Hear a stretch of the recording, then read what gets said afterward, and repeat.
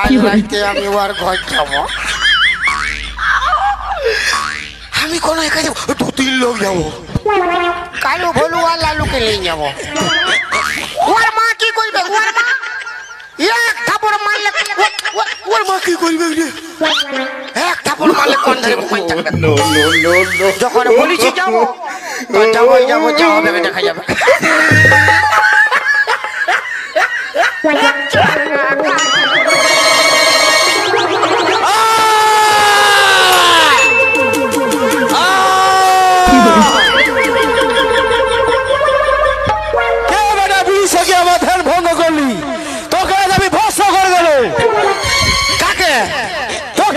বড় মরদ কেন?